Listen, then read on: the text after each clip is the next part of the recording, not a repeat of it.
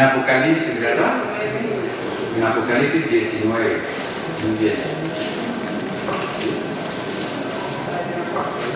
Estamos hablando de cuando Jesús viene. Cuando Jesús viene. Estaba yo platicando precisamente el jueves. Todos los jueves tenemos junta de pastores. Pero es abierta, ¿eh? Si alguno de ustedes tiene tiempo y nos quiere acompañar, está invitado, ¿no? Así como están invitados a las clases de teología los jueves. Esto es en Gutenberg 86. 89. 89. Gutenberg 89 los jueves, ¿no?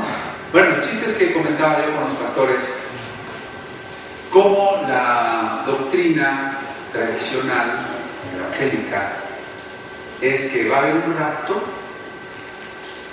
se va a la iglesia en ese rapto, y luego entonces en el mundo, que ya no va a estar el Espíritu Santo, va a empezar la manifestación del anticristo y la gran tribulación. Y eso va a durar 7 años, ¿no? No me voy a extender mucho porque en otras pláticas ya lo hemos comentado, por ahí está grabado, entonces ustedes también pueden ir con Dani adquiriendo los videos de cada reunión, ¿sí? Si algún día no vinieron, pues luego pueden comprar el video, pero mejor vengan más. Bueno, y luego de los 7 años de la gran tribulación, Cristo va a regresar con los cristianos para que se establezca el milenio y estemos gobernando aquí en la tierra con vara de hierro, ¿verdad? A las naciones. Después del milenio, el diablo se va a volver a soltar y otra vez la gente se va a rebelar, entonces ahora sí se va a acabar el mundo y va a ser el juicio final. Entonces cuando ya se acabe el mundo, pues igual nos vamos a ir a vivir a la Nueva Jerusalén, ¿no? Y bueno, los no creyentes pues, se van a ir al infierno. Digamos, ese es el panorama tradicional, y yo diría tradicional entre comillas, porque esta doctrina se inventó en el siglo XVIII, fines del siglo XVIII, por un teólogo que se apellidaba Darby, y luego uno de sus discípulos, que fue Scofield, editó una Biblia con muchas notas explicativas del punto de vista de Darby sobre las dispensaciones y sobre el rapto de la iglesia y sobre la gran tribulación. Entonces esa Biblia se vendió mucho, ¿no? Era una Biblia Reina Valera, pero con las notas del Dr. Scofield. Y normalmente en una Biblia con notas nosotros cometemos el error de pensar que las notas valen tanto como el texto bíblico, ¿verdad? Y entonces empezamos a entender el texto a partir de las explicaciones y lo volvemos una sola cosa en nuestra mente. Y si alguien dice todo es así, nos parece un hereje, porque yo siempre he estado acostumbrado a verlo así. Y la única interpretación que conozco, pues me parece que es lo que la Biblia dice. Entonces no alcanzo a distinguir lo que la Biblia dice de la interpretación que yo conozco. No sé si me estoy explicando, ¿no? No es tan grave, eso no es tan grave. Podemos creer que hay un rapto o que no hay un rapto, que hay una tribulación o no hay una tribulación. No importa, porque finalmente todos creemos que Jesús va a regresar y que vamos a vivir eternamente con Él, ¿o no?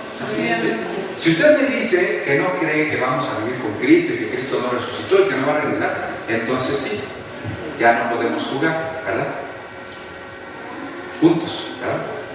Pero si usted cree que Cristo va a venir y que vamos a vivir con Él, lo demás no importa. Si usted tiene un mapa diferente al mío, eso no importa, ¿verdad? No importa. ¿Por qué? Bueno, si Cristo viene ahorita y rapta a la iglesia, estoy preparado.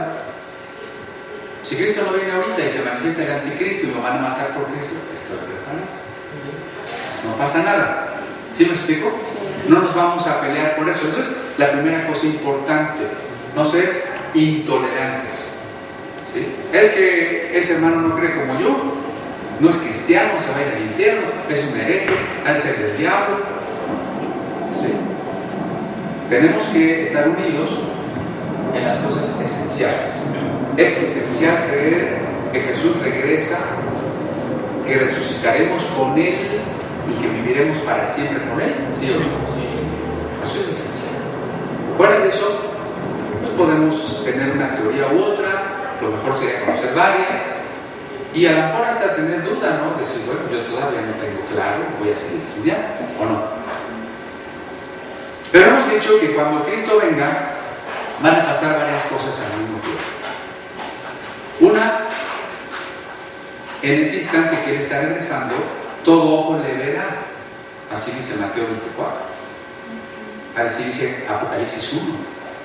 Y harán lamentación por Él, ¿no? Dirán, no creí en Cristo, y sí existe. Y yo pensé que iba a venir, y ya vino, ¿no? En ese momento Jesús estará regresando. Y cuando esté regresando, en ese mismo acto, los muertos cristianos estarán resucitando. Y los cristianos vivos estarán sufriendo la transformación de su cuerpo, de este mismo cuerpo, en un cuerpo inmortal. ¿Sí? Y dice, si vuelvo a Mateo 24, Marcos 13, y Él mandará a sus ángeles para que nos recoja de toda la tierra al encuentro con Cristo, en esos cuerpos resucitados. Entonces, a la par, ¿para qué nos recoge? ¿Por qué? Porque en ese momento el mundo, como lo conocemos hoy, va a pasar por un diluvio de fuego, no por un diluvio de aguas. Si usted se fija, el texto hebreo dice diluvio de aguas, enfatiza, ¿no? como un pleonasmo. Sí. Pero ahora habla de un diluvio de fuego. Ahí ha llegado al fin de la historia humana. Inmediatamente después de eso será el juicio, donde los cristianos estaremos juzgando a los ángeles y al mundo. ¿Sí? Y ese mundo que ha sufrido un diluvio de fuego, así como en los tiempos de Noé, resurgirá en un mundo nuevo, para que allí vivamos los resucitados. ¿Sí? En ese punto estamos. Eso es lo que estamos ahorita explicando. Ese encuentro con Jesús y ese momento en que vamos a empezar a vivir para siempre con Él, se llaman las bodas del Cordero. ¿Sí? Esta semana hubo una boda muy aparatosa, la de un heredero del trono de Inglaterra con una plebeya. Fíjense ustedes los engaños de los medios de comunicación. Por ahí oía yo una comentarista, locutora, toda melcochosa y cursilienta, ¿verdad?, que decía que una historia de amor del siglo XXI. Eso es falso. Para que haya amor, ¿necesita ser un príncipe y vivir en un castillo? ¿Qué nos están vendiendo? Entonces nosotros los pobres mortales, los que no tenemos castillo, ni somos príncipes, y estamos todos feos, ¿qué? ¿No tenemos remedio? ¿No tenemos oportunidad? O sea, el amor y por ende la felicidad es exclusivo de los ricos, los famosos, los nobles, los guapos, los jóvenes. ¿Qué es eso de la boda del siglo? O sea, para que sea una boda auténtica, la Biblia ni habla de boda religiosa. Para que sea boda auténtica y para que sea bonita, tiene que ser en una gran catedral y con mucho lujo y que la transmitan los medios. Leía yo en internet de una mexicana que hizo todo lo posible por ir a la boda y creo que no pudo.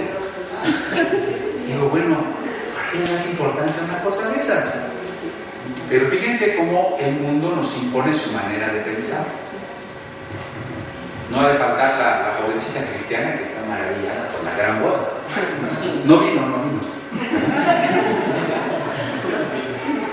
Hermanos, eso son mentiras. Oropel. Desde que las niñas son muy pequeñas, ya vieron las películas donde la princesa se casa con el príncipe, ¿no? ¿Quién no ha visto Cenicienta y Blancanieves y La Bella Durmiente y todas las niñas quieren ser esa, o no? Ya mínimo Pocahontas, ¿no? De todas quieren ser la princesa. Y crecemos con esa mentalidad que va ejerciendo un influjo sobre nosotros. Entonces la joven siempre está esperando al príncipe azul. Y el príncipe azul está esperando a la princesa rosa. Y entonces nos llega. Y se casan con alguien que parece, pero después de la luna de miel se lo cambiaron. No es ni la princesa rosa ni el príncipe azul. Se despeina, se tiene que lavar los dientes, se quita la peluca. Resulta que el príncipe no tiene dinero para pagar la renta del castillo. ¿No? Viene la realidad. Y por eso se acaba el amor, porque era un amor falso. Un amor que proponía que es un lugar muy bello, una playita, florecitas, música de violines, castillos. Entonces ese amor no existe. Después de la boda, el matrimonio se vuelve una tortura, ¿verdad? Entonces las señoras siguen con su ilusión del príncipe azul, aunque sea como fantasía, en las telenovelas. Porque todas las telenovelas se tratan de lo mismo. El muchacho rico, el galán, el poderoso, que se casó con la sirvienta, con la billetera, con X, ¿no? ¿Verdad? O sea, la cenicienta refrita. ¿Sí? O sea, esto es la manera en que el mundo quiere que nosotros pensemos. Y nosotros caemos en su juego. Yo quisiera que ustedes no se dejen engañar y no vean esas eventos sociales como algo importante. No es importante, no tiene la misma importancia y no es un modelo para nosotros. ¿Sí? Nosotros sabemos que el amor es diferente. El amor es una decisión que se toma en el poder del Espíritu Santo. El amor no es ese angelito medio encueradito que trae sus flechitas. Porque si nosotros lo vemos así, pensamos, ¿verdad?, que nos llega de repente, ¿no? Nos le echó pupilos. Y también se va de repente. ¿Cuántos matrimonios piensan? Y lo piensan sinceramente, porque eso es lo que el mundo les enseña, ¿no? Ya no nos queremos, lo mejor es divorciarnos. Y entonces el amor es algo que llega y se va sin que yo tenga nada que hacer. Qué engaño tan satánico, ¿no? Cuando el amor es una decisión, es algo que yo cultivo. Es algo que si se me está yendo, yo lo regreso. Yo lo decido, yo lo cultivo, repito. ¿Sí? Ahí está el engaño satánico. Entonces el amor es una decisión. Y en esa decisión, por un ente, por un prójimo concreto. No por un sueño, no por una princesa, sino por una mujer concreta, por un hombre concreto. Y entonces toda comparación debe ser eliminada. ¿Sí? ¿Por qué se tienen muchos novios o novias o muchos maridos y maridas? Pues porque no era lo que yo esperaba y entonces continúo en la búsqueda, ¿no? ¿Sí? Esta novia o esta esposa pues no es lo que yo quería. Ya me di cuenta que no, ya se me acabó el amor, entonces, pero ya vi otra que sí parece la princesa. Y entonces cambio de la Bella Durmiente a Cenicienta. Cuando yo tomo una decisión de amor auténtico, ya no hay comparación. En la comparación siempre voy a estar insatisfecho, porque siempre va a haber alguien mejor, ¿o no? En el caso del hombre que compare, va a decir, no, es que fulanita está más bonita, o está más bien formadita, o está más X, ¿no? Y en el caso de la mujer, siempre va a haber un hombre más guapo, más inteligente, más fuerte, más vano, sobre todo más dinero. Claro. Entonces, qué diferente cuando digo, bueno, no me importa si hay unos peores y otros mejores. Yo amo a esta persona concreta, como es, porque así lo he decidido. ¿Sí? Y no tiene que ver con tomar al prójimo como un pretexto para afirmarme. ¿Por qué la mujer es atraída por un hombre con un carro último modelo?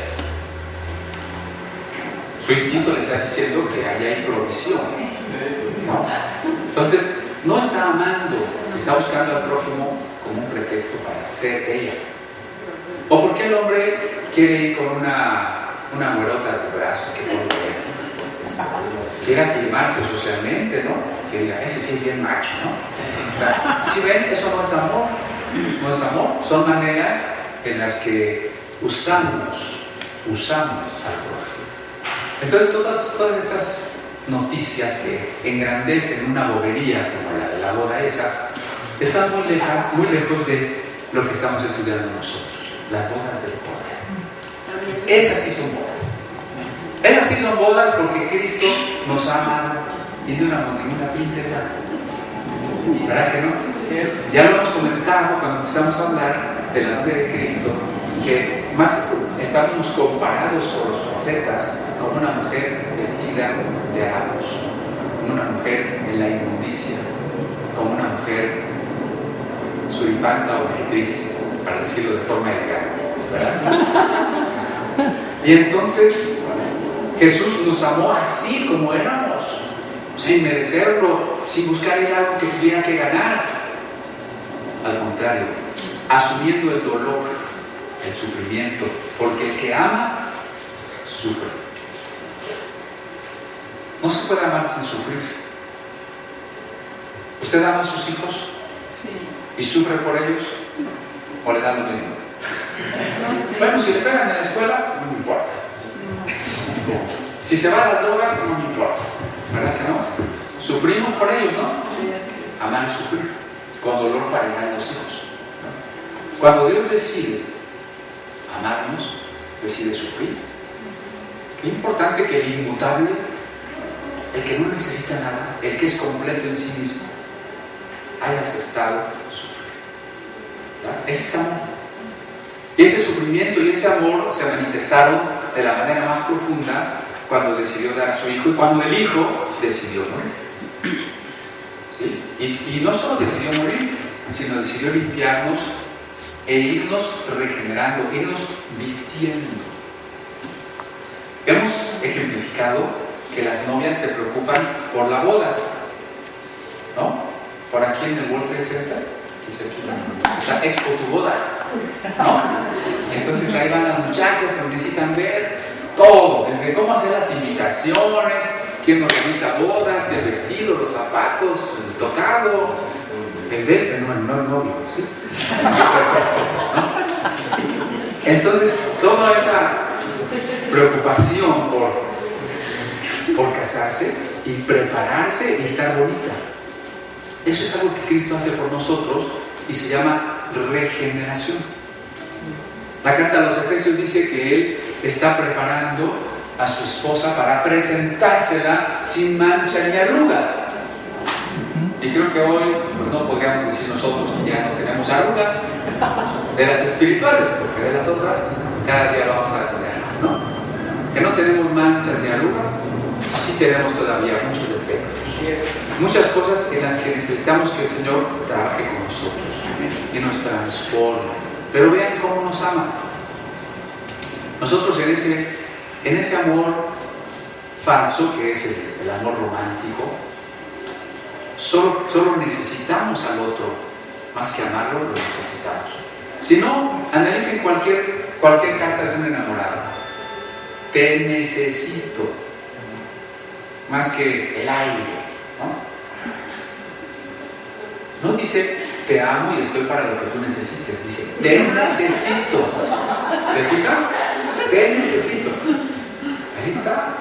Cristo no dice te necesito, Cristo dice me estás fallando todos los días, te sigo amando, te sigo perfeccionando, te sigo perdonando, sigo fiel, aquí estoy para ti mañana y pasado y con esta falla y con la otra. ¿Sí o no?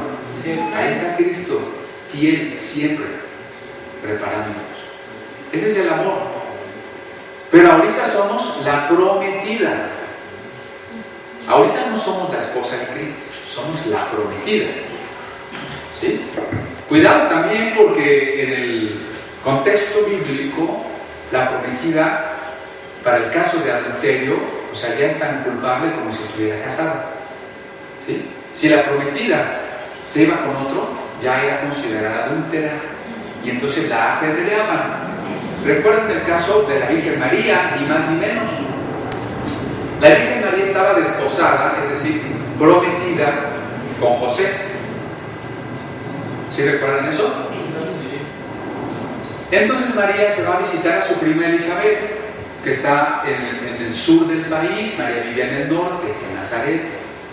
Regresa 3 meses, 4 meses después, y ya estaba, obviamente, María estaba embarazada, esperando a Jesús. Cuando ella regresa a su pueblo, ¿cómo la ve José? Con su vientre, ¿verdad? Con su vientre. Y entonces, ¿qué es lo que José piensa? Que lo engañó. Entonces, ¿qué le hubieran hecho a María si José la acusa? La hubieran apedreado, ¿sí? Porque entonces nosotros ya somos la prometida de Jesús y muchas veces le somos infieles. Le somos infieles. Andamos con otros dioses. Acuérdense que los profetas le llaman adulterio a eso, ¿no? Andamos con otra religión. ¿Quién anda coqueteando por ahí con algo de nueva era, ocultismo? ¿Sí? O ¿quién anda coqueteando con dinero y mundanidad? ¿Quién anda coqueteando con amor a su cuerpo y culto al placer? ¿Sí me explicó? O sea, estamos siendo infieles a eso. Pero Él nos perdona y quiere que seamos fieles para que estemos vestidos, preparados para la boda. Y cuando Él regrese, eso serán las bodas, ¿sí? Por eso Apocalipsis 19 dice lo siguiente. En el versículo 7: regocijémonos y llenémonos de gran gozo y demos de la gloria, porque han llegado las bodas del Cordero y su esposa se ha preparado. ¿Sí?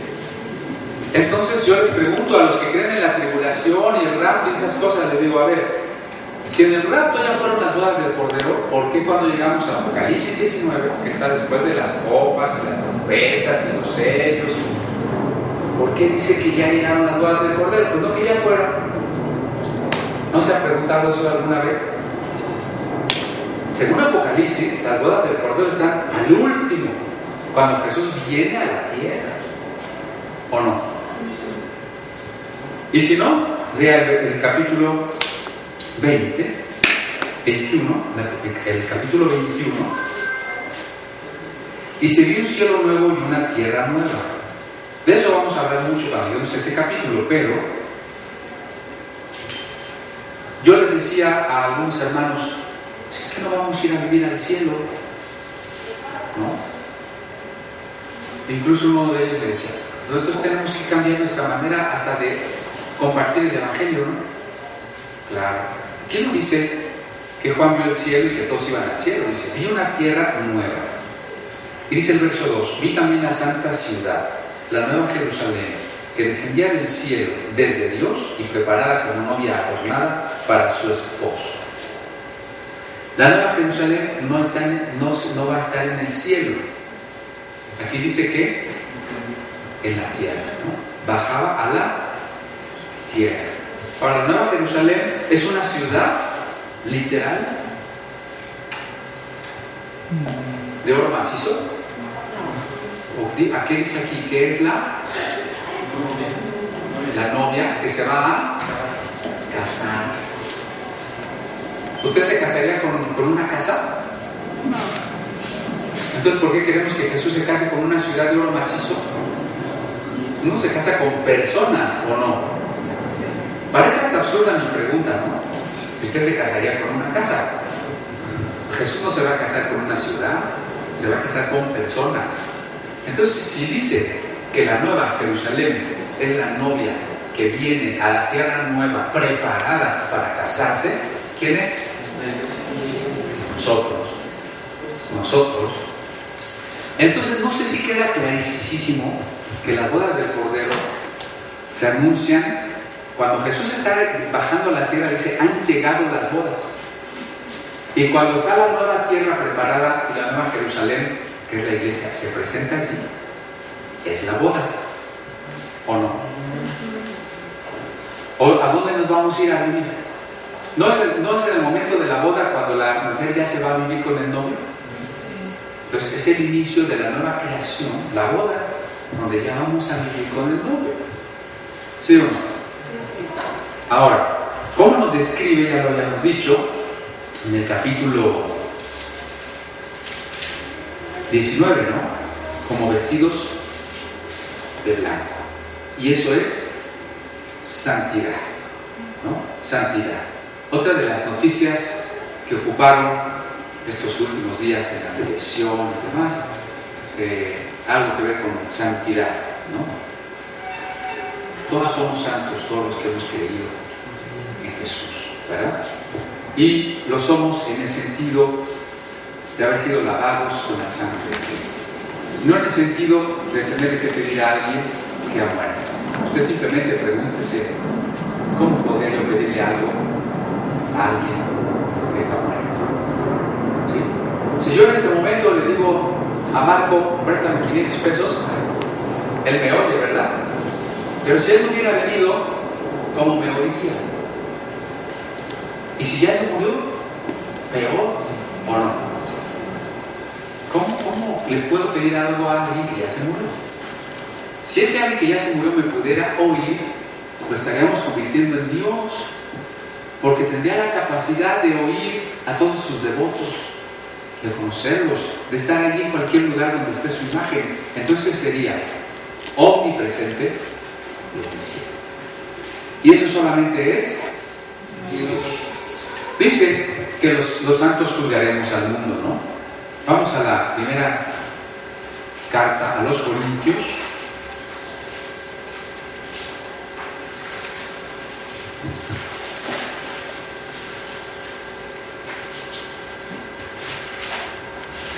En el capítulo debe ser el 4.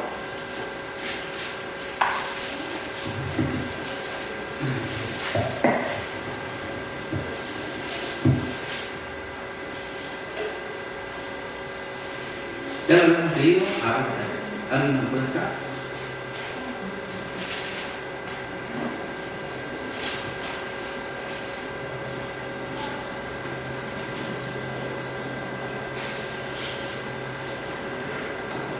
Ahorita lo encontramos, perdón.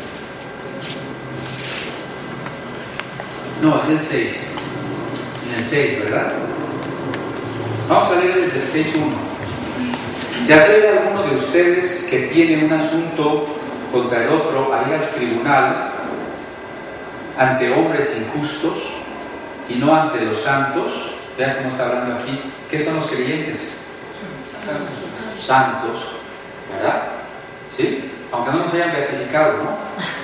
¿Sí? ¿O no saben ustedes que los santos juzgarán al mundo? Y si el mundo ha de ser juzgado por ustedes, ¿son ustedes incapaces de juzgar asuntos de ínfima importancia? ¿No saben ustedes que juzgaremos a ángeles? Entonces, ¿por qué no a los asuntos de esta vida? ¿Sí? Entonces, cuando llegue el momento de las bodas y de la tierra nueva, es también el fin de la tierra vieja, ¿sí? Y el juicio de los no creyentes. No de la esposa, eso ya lo hemos comentado, ¿verdad? Y entonces nos va a tocar juzgar a los hombres, ¿sí? ¿Hay injusticias en esta vida? ¿No se siente usted a veces abrumado de tanta injusticia? De ver el sufrimiento cuando uno estudia la historia. Pero déjeme decirle una cosa: a Dios nada se le escapa.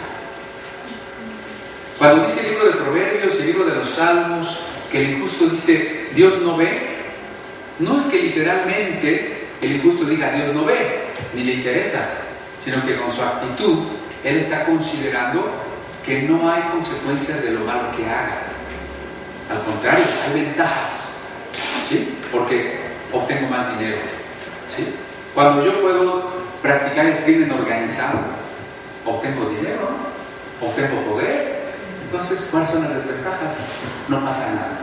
Esa es la idea que tiene la gente. Pero dice que Dios traerá juicio sobre todas las cosas.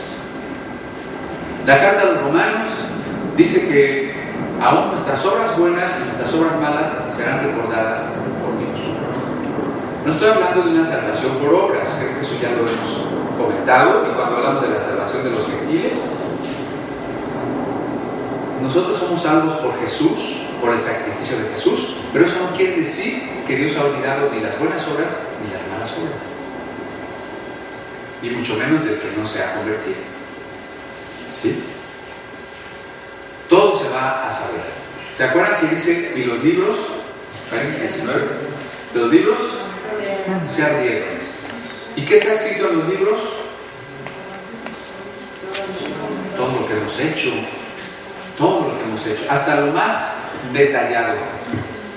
Desde que era niño, había un versículo que me impactaba, debo haber tenido 9, 10 años, ese texto que dice, aún vuestros cabellos están todos contados. Ese versículo me impactó, ¿no? ¿Usted sabe cuántos cabellos tiene? ¿Se ha preocupado o encargado de contar? No, sería poco importante, ¿sí? Algunos nos tardaremos menos en contar, pero no lo hacemos, ¿verdad?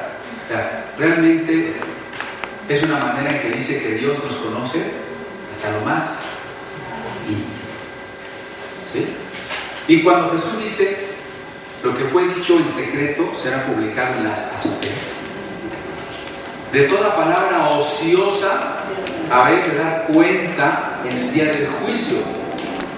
No solo de lo que uno hace, aún de lo que uno habla. Por ahí dice Proverbios, en el mucho hablar no falta pecado. Así que luego los que se la pasan en el teléfono 3 horas, en el mucho hablar no falta pecado. Dice Proverbios, sé parco en el hablar, sé breve en el hablar. ¿Verdad? Pues mejor. Escuche mucho, hable poco. ¿Verdad? Hemos de dar cuenta de todo. Pero aún aquello que hicimos en secreto, dice, será conocido en público. ¿Sí? ¿Sí? Será conocido en público. Así que, ¿cómo imaginar esto? Si Dios no olvida ninguna de las cosas, ni buenas ni malas que hacemos, ¿sí? Yo podría decir, ¿quedará impune, por ejemplo, las matanzas de los nazis en la Segunda Guerra Mundial? ¿No? Entonces quiere decir que los santos van a juzgar a Hitler, a Goebbels, a Hitler, a cada uno de sus generales, ¿o no? Es un ejemplo, ¿no? O sea, el cristiano, el creyente que vivió la injusticia, esto ya es hipótesis mía, ¿verdad? Se le va a dar que juzgue a los que le infligieron esa injusticia. No solo a él, ¿no? Sino a la sociedad en la que vivió. ¿Sí? ¿Quiénes juzgarán a la Roma de los Césares, a la Roma pagana? ¿Quiénes los juzgarán? Los cristianos que Roma persiguió durante más de 2 siglos, ¿no? ¿Quiénes juzgarán a toda esa estructura religiosa que levantó la Inquisición y persiguió a los creyentes? Los creyentes perseguidos por la Inquisición, ¿verdad?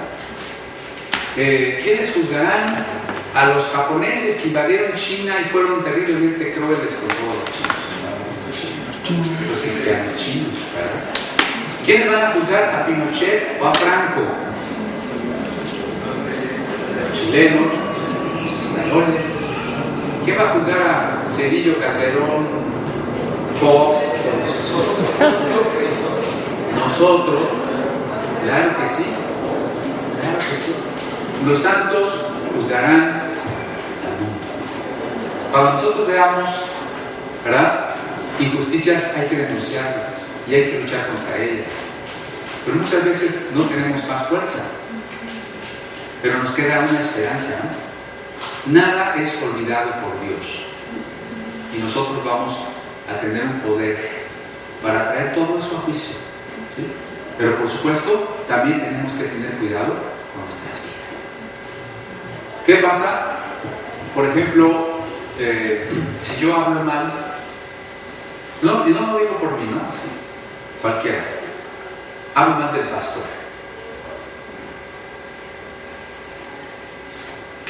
Algo que la gente que podía haberlo escuchado, ya no lo escucha. No sé si me explico. Y entonces estoy impidiendo la bendición para algunas personas. Yo creo que estas cosas también van a ser tomadas en cuenta, ¿no? Imagínense que vamos a vivir eternamente en el cielo, en la nueva tierra. Corríjanme. En la nueva tierra. ¿Sí? Y entonces, cuando vivíamos aquí, yo le hice algo malo a Juanito, ¿no? Y allá en el cielo, cuando yo me lo vuelva a encontrar y nos abracemos, me va a dar pena. Él me va a perdonar porque ya vamos a estar en un plano de amor. Él me va a perdonar. Pero lo que yo le hice tiene consecuencias. Y si yo a alguien no le prediqué y no se salvó,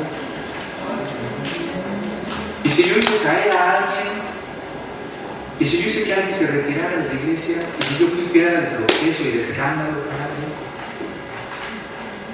Por algo dice Pablo que cuidemos la salvación con temor y temblor. Es un texto del que no se predica, ¿no? Es más fácil predicar de todo es éxito y prosperidad, ¿no? Anda en tu salvación con temor y temblor. Hay juicio, ¿no? Para la iglesia no es un juicio de salvación o condenación, pero es juicio. Es juicio, a fin de cuentas es juicio. ¿Sí? Y para el mundo hay juicio. Y nosotros participaremos de ese juicio. Y se acuerdan que estuvimos predicando de Mateo 25, cuando Jesús aparta las ovejas de los cabritos, ¿no? ¿Y cuál es la diferencia entre las ovejas y los cabritos? Las chivas, pues. Que las chivas no venían cada domingo y las ovejas sí. ¿Esa es la diferencia? Es algo más importante todavía. ¿Cuál fue la diferencia? ¿Sí vinieron o no vinieron? Sí. ¿O estoy en otra iglesia? Creo que. Las ovejas oyen la voz del pastor. Bueno, pero allí donde Jesús juzga a las chivas y a las ovejas, hay una diferencia fundamental. Que las ovejas le dieron de comer y lo visitaron y los chivitos no.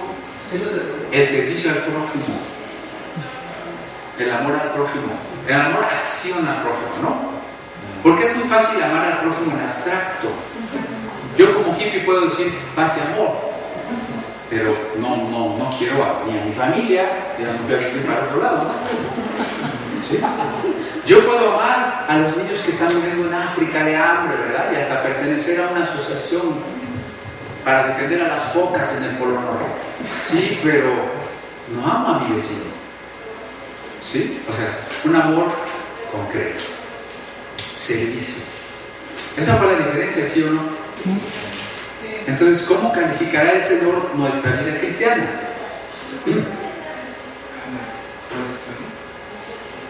Por nuestro amor al prójimo. Por nuestro amor al prójimo. ¿Por cuánto servimos al prójimo? ¿Sí? ¿Calificará el Señor cuántos versículos de la Biblia leímos en la vida? Es importante leerla, ¿no? Es importante leerla, porque si no, no sé lo que Dios quiere. Pero no es eso lo que va a hacer la diferencia. ¿Cuánto tiempo oré? ¿Esa va a ser la diferencia? Si estaba en el coro o no estaba en el coro. Los que tienen al coro tienen más puntos allá arriba. ¿Cuál es la diferencia? La diferencia importante para Dios. De hecho es como dijo un nuevo mandamiento os doy, ¿no? Estoy de acuerdo, pero no me digan el amor porque eso como nos comunica poco.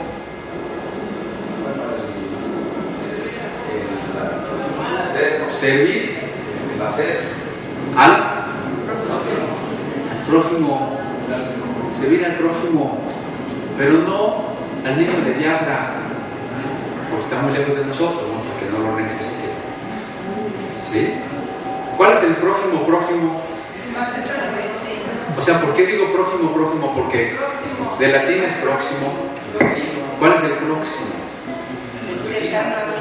El más cerquita. Normalmente, ¿cuál es el más cerquita? La familia. La familia. ¿Qué opinan de nosotros en la familia? No estamos mal, ¿no? Si yo afuera soy buena onda y el mejor amigo y el hermano más espiritual y el que más, y en la casa no, estoy mal. ¿Sí? Algo está pasando ahí, no es auténtico. El cambio no es auténtico. ¿Sí? Necesito empezar sirviendo al más cercano. Cuando Jesús puso la parábola, el más cercano es el que está ahí tirado. ¿Sí? ¿Sí me explico? Entonces, bueno, vamos adelante. Vamos otra vez al Apocalipsis. Ya sabemos que vamos a cuidar al mundo. Dice que todas estas cosas, cuando yo leo las noticias y en general considero las situaciones que nos rodean, y recuerdo estas cosas, como que se van digiriendo, como que te dan más esperanza, te dan más luz de lo que tenemos que ser, de lo que tenemos que hacer.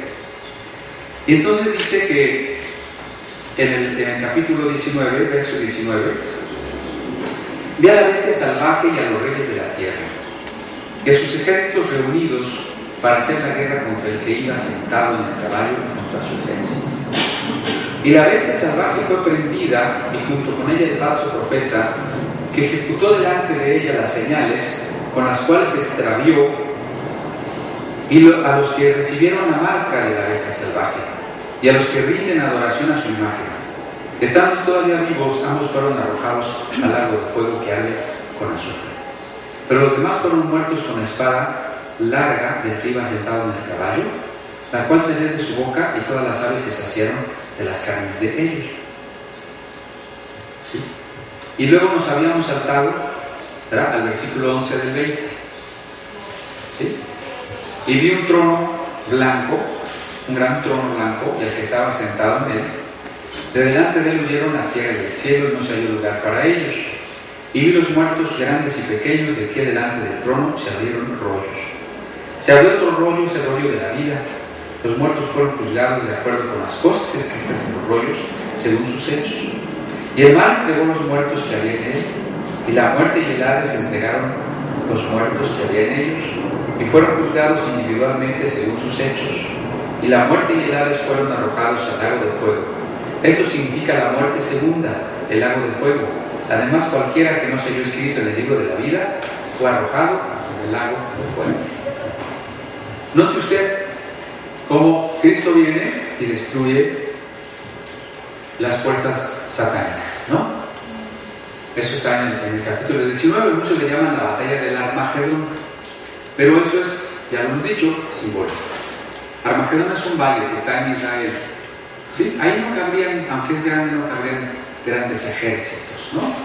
¿Y cómo se van a juntar los ejércitos a pelear contra Cristo? Y para empezar, ellos ni creen en Cristo. Ustedes se imaginan a un estado, México, Estados Unidos, el que sea, manden todos sus tropas a Israel porque vamos a pelear con Cristo. Es absurdo, ¿no? Ahora, vamos a pelear con Cristo, ellos necesitarían fe de que Cristo va a venir para pelear con Él. Si no creen en la segunda venida, ¿cómo van a pelear con Él? ¿Con qué armas van a pelear con Él? ¿Algún misil nuclear será bueno contra Cristo? ¿O no le hace nada? ¿Un cañón de rayos láser o de rayos antimateria? ¿O de qué quieren que sea el arma? ¿Verdad que no? Esta guerra contra el Cordero es una guerra que se ha dado a lo largo de toda la historia. Es la oposición del mal al reino de Dios. Es estas fuerzas que persiguen a los santos. El dragón que está contra la mujer, ¿de acuerdo? La Babilonia, la bestia que tiene poder para vencer a los santos y matarlos. Esa es la batalla. ¿En qué termina la batalla? Que cuando Jesús viene ya de manera física, literal, textual, ¿no? Entre otras cosas, prende al último de los anticristos, al anticristo final, junto con el falso profeta, y los echa en el lago de fuego, ¿no? Interesante distinguir entonces el lago de fuego del infierno. No es lo mismo. ¿Sí? A lo mejor aquí creo que aquí nos vamos a atorar un poquito. ¿Sí? Infierno viene de una palabra latina, infernus, que quiere decir inferior, o sea, abajo. Porque los antiguos pensaban que cuando uno moría, el cuerpo obviamente se sepultaba, se ponía en una cueva o algo así, y el alma se iba al mundo de los muertos que estaba abajo de la tierra. ¿Sí? Los antiguos así vieron el mundo, en 3 niveles. Recuerden cuando dice en el segundo mandamiento: no te harás imagen de cosa que esté arriba en el cielo, ni abajo en la tierra, ni en las aguas debajo de la tierra. ¿Verdad? Los antiguos pensaban que el mundo surgió del abismo acuoso, del Apsu, ¿no? Y ahí surgió la tierra y ahí estaba fundada la tierra, pero debajo de la tierra quedó ese abismo que es también el mundo de los muertos. Por eso San Jerónimo, al traducir la Biblia al latín, traduce Hades por infernus. Infierno es el estado de las almas no creyentes, o creyentes en un momento dado, que se suponía estaban debajo de la tierra. ¿Sí? Y es el equivalente de su término griego Hades. Ya los filósofos también hablaban de una región de los muertos. Los filósofos también, los literatos como Homero, ¿verdad? Incluso habla en la Odisea de cómo Odiseo va a visitar el Hades. Cuando los apóstoles empiezan a predicar el Evangelio en griego, retoman de la literatura griega la palabra Hades para hablar del mundo de los muertos. ¿Sí? Aunque para Platón estaban allí tanto los justos como los injustos, aunque en diferentes niveles, ¿no? Niveles de alegría, de luz y niveles de castigo, por supuesto. Pero a su vez los apóstoles usan la palabra Hades como traducción de la palabra hebrea Seol, el Seol, que es tanto la tumba cuanto la chimenea que comunica con la región de los muertos. ¿Sí? Entonces tenemos 3 palabras en 3 idiomas diferentes para hablar de el estado de los muertos después de la muerte física, valga la redundancia. ¿Sí? Seol en hebreo, Hades en griego y infernus en latín. ¿Sí? Entonces, no sé si les llama la atención, por ejemplo, leímos en el 20:14, la muerte y el Hades fueron arrojados en el lago del fuego. O sea, algunas Biblias de ustedes dirán, el infierno fue arrojado en el lago del fuego, ¿sí o no? ¿Quién tiene una Biblia que diga? El reino de la muerte. ¿La muerte y qué? Pero tiene que decir otra cosa. La muerte y el Hades. El Hades. ¿Qué más? Bueno, ¿por qué el Hades o infernus es arrojado en el lago de fuego? Entonces no es lo mismo. ¿Sí estamos de acuerdo? ¿Por qué no es lo mismo? Porque el infernus hace alusión al estado del alma que no conoce a Cristo. O sea, aquí aparece una pregunta. ¿Qué sucede cuando una persona se muere? ¿Sí o no? Es un momento de una pregunta así, ¿verdad? ¿Qué sucede cuando una persona se muere? Bueno, si es creyente o si no es creyente, la cosa es distinta. ¿Sí? Si la persona es creyente, lea en su casa con calma el capítulo 16 de Lucas, para que usted vea que no estamos inventando mucho. ¿Sí? Capítulo 16 de Lucas. Ahí nos dice que Lázaro, un mendigo creyente que en su angustia tiene su esperanza en Dios, y se murió y fue llevado por los ángeles al seno de Abraham. Tanto el seno de Abraham como el Hades estaban, en la creencia antigua, estaban juntos debajo de la tierra. No digo que en el centro, porque ni siquiera se consideraba una tierra redonda, ¿no? Sino una tierra plana. Estaban debajo de la tierra. Jesús no se mete en problemas ni geográficos, ni astronómicos, ni siquiera de crítica textual, ¿no? Sino de un mensaje de salvación. El creyente, pues, es llevado por los ángeles a un estado, no a un lugar. Es muy difícil esto porque ¿cómo ubicar un estado sin tratar de ponerlo espacialmente localizado?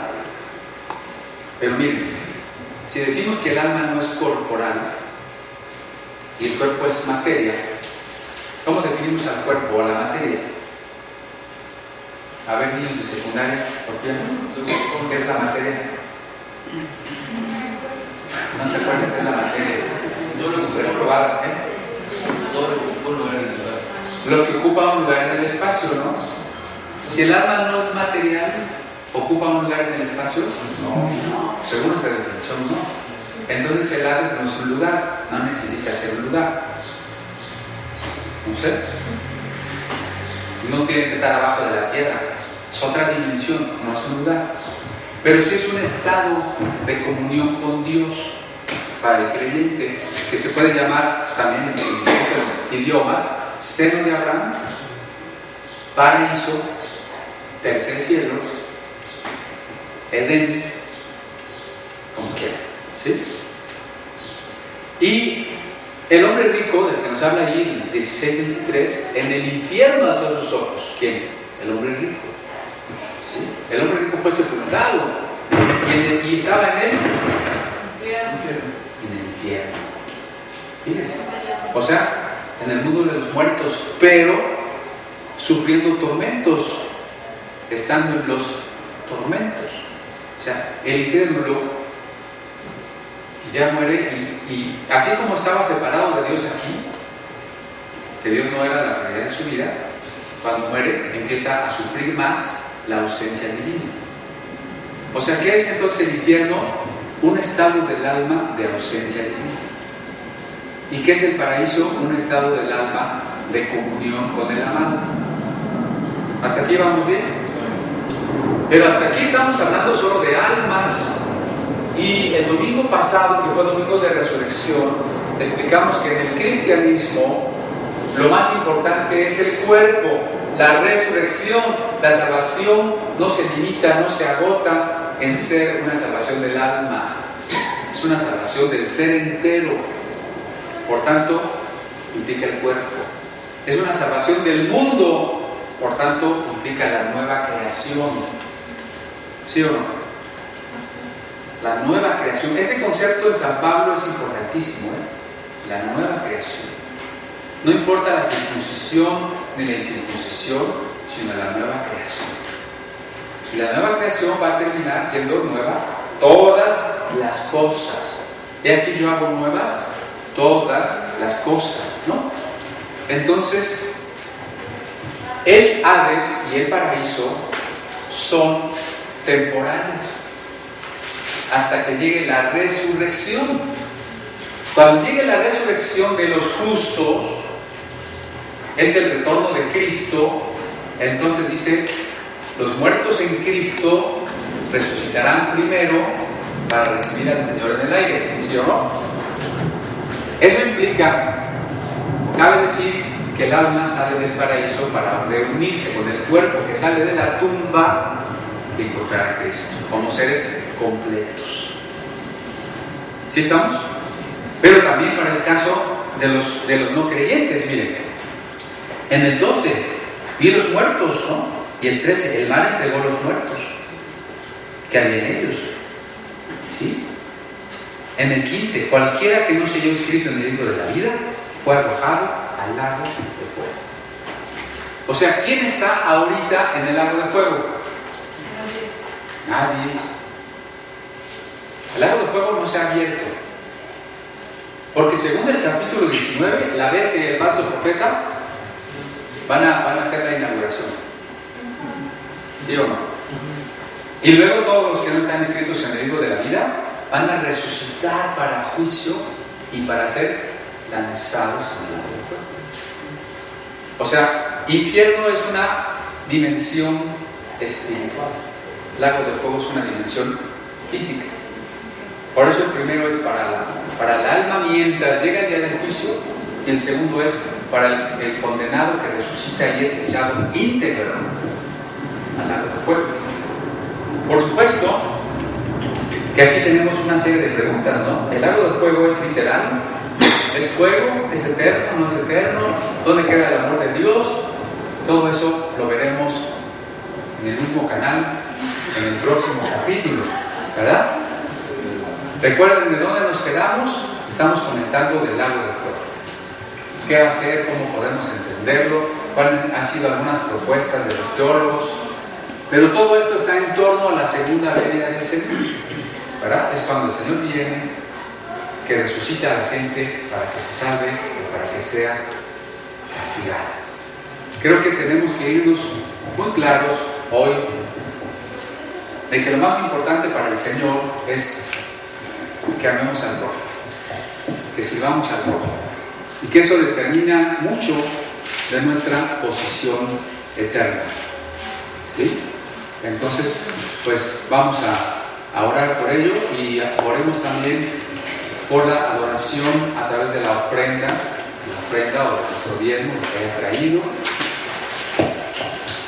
Te damos gracias, Señor, porque nos dejaste la Sagrada Escritura, un libro tan